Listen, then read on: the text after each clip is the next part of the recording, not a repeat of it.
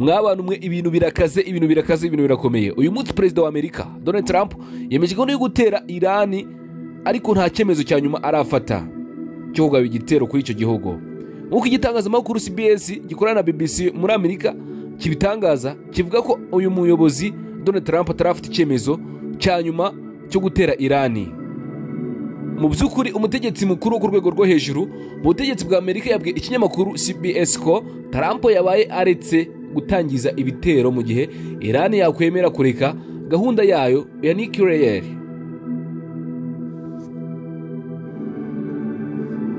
Amakuru ahari avuga ko Trump ari gutekereza ku kuba Amerika yarasa ku kigo cya Fordo. Iki ni ikigo cyubatse munsi y'ubutaka gitunganyirizwamo uranium muri Irani, kandi iyo uranium yose niyo Irani ikoresha muri gahunda yayo ya nuclear.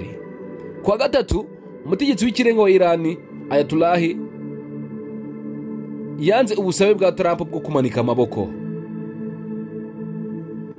ndetse abyanga nta yandi mananiza. Mu gihe Trump yavugaga ko ukwihangana kwe kwarangiye kubera ko ngo ni ibintu bimaze kurenga urugero rwose kuba Irani isigaje itera akaduruvayo cyangwa se umutekano muke kuri Isiraheli. Kwa gatatu kandi ubwo Trump yabajijwe kuba Amerika yakwinjira mu bitero kuri Irani, Trump yagize ati nshobora kubikora kimwe nuko nshobora kutabikora. Ayo ni amagambo ya Trump. Yavuze ko ashobora kubyinjiramo akarangiza izo ntambara ziri hagati y'ibihugu byombi, cyangwa se ngo kimwe nuko ashobora kutabikora.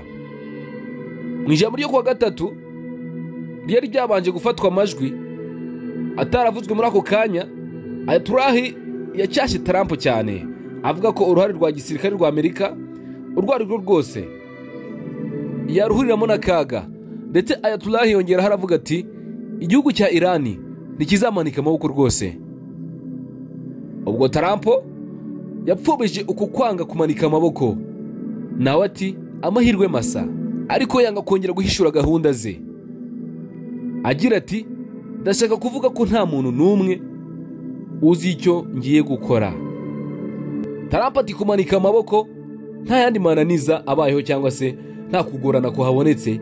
Ibyo bivuze ko nabirambiwe. Kuba umuntu atamanika amaboko ntibimureba, icyo bareba nuko arambiwe rwose izo ntambara ziri hagati.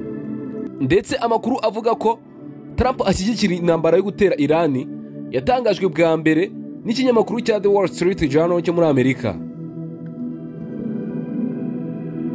Isiraheli rero yagabye ibitero bya gisirikare kuri Irani, irasahara ibisasu bya misile ndetse no ku bigo bya nuclear.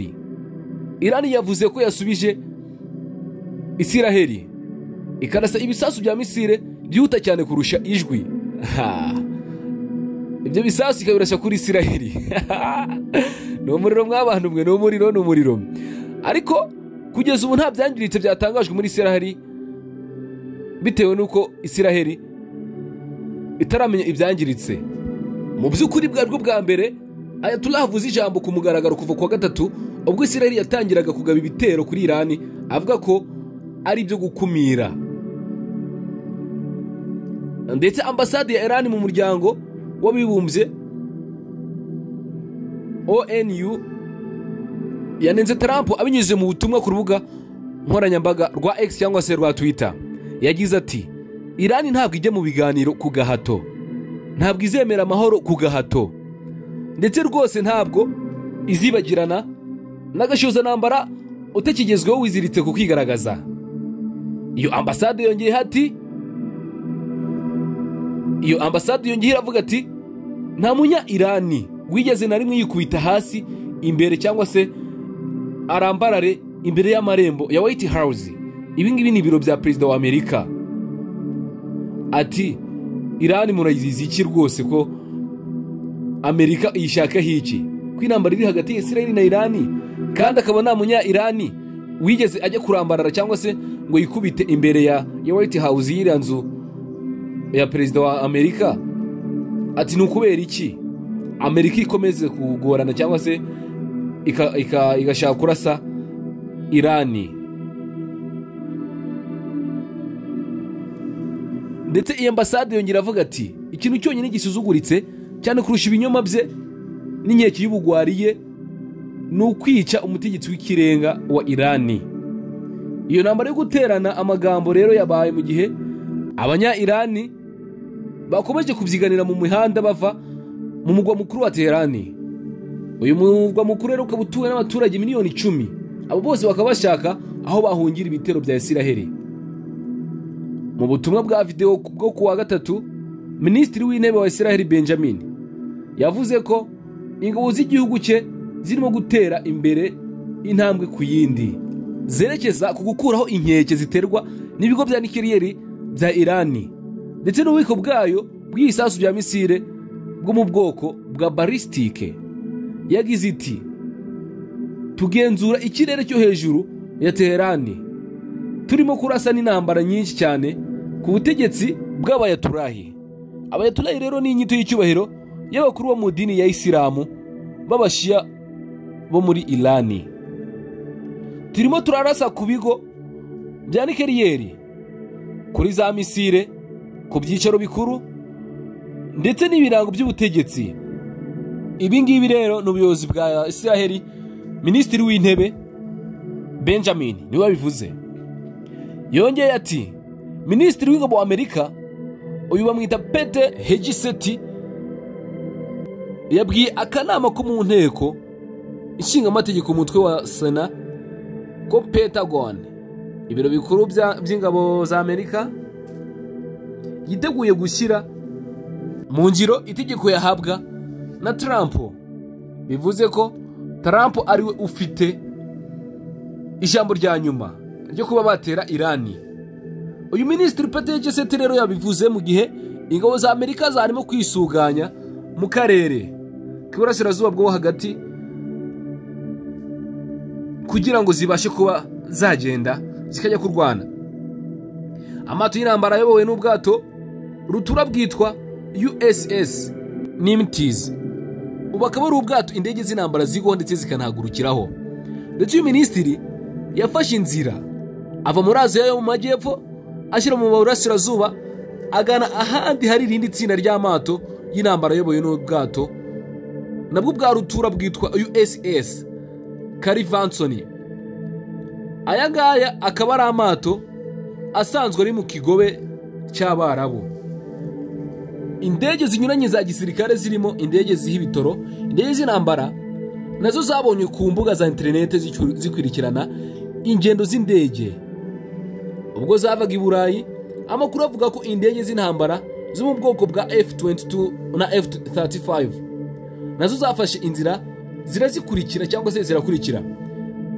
BBC yumva ko kugeza ubu Amerika itarageza ubusabe ku Bwongereza bwo gukoresha ibibuga by'indege za gisirikare byabwo biri ku kirwa cyitwa Izinga mu Kirundi. Icyo kigo rero kikaba kiri ahantu hitwa Diego Garcia mu nyanja y'Abahinde kugira ngo igabe ibitero kuri Irani. Ubusanzwe Amerika yabanza kumenyesha Ubwongereza nk'inshuti yayo niba iteganya kugaba ibitero ivuye kuri ibyo bibuga by'indege za gisirikare. Bivuze ko ntago ubwo Amerika ishobora kugenda itabivuganyeho n'Ubwongereza. Mu by'ukuri Umwongereza wahaye amakuru BBC yemeza ko amahitamo yose ari ku meza ya Amerika, ariko nta shusho yuzuye cyangwa se isobanutse ihari y'icyo Amerika iteganya gukora mw'abantu mwe. Ku wa gatatu rero ambasade ya Amerika i Yerusalemu yatangaje gahunda yo guhungisha abanyamerika bari muri Isiraheli. Kugeza ubu umubare w'abanyamerika bahungishijwe ntago bazwi.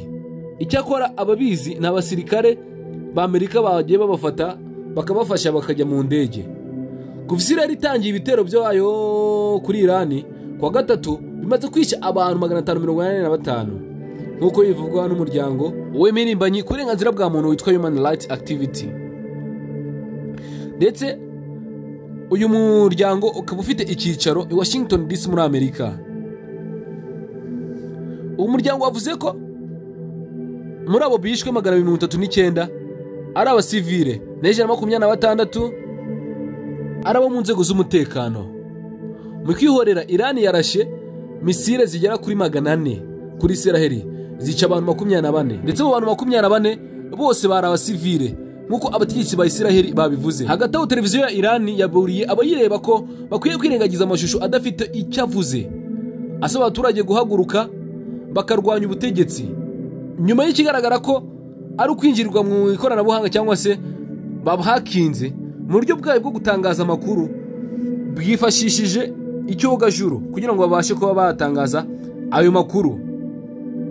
Ndetse bigaragara ko abahakasi binjiriye iyo televiziyo bagatangaza video ishinja ubutegetsi bwa Iran kunanirwa kuyobora abaturage bayo, ndetse basaba bareba iyo televiziyo kujyana ejo hazaza habo heza, babwira ko ari bagomba kubyikorera. Mwabantu mwe nta bintu byoroshye.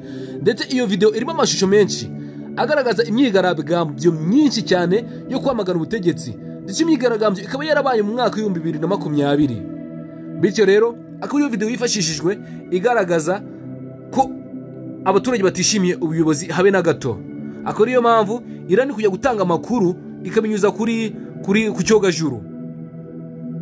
Mu gihe tugitegereje andi makuru ari bugende avugwa hirya no hino kw'ibihugu byombi ndetse no kw'izintambara, bivugwa ko Trump agiye kwifatiramo akagira utwo yikorera. Nyaboneka mwabantu mw'ibintu birakomeye, wo kanda subscribe kugira ngo tubane akantu ku kandi tubikurikirane neza 5 kwa 5. Murakoze cyane.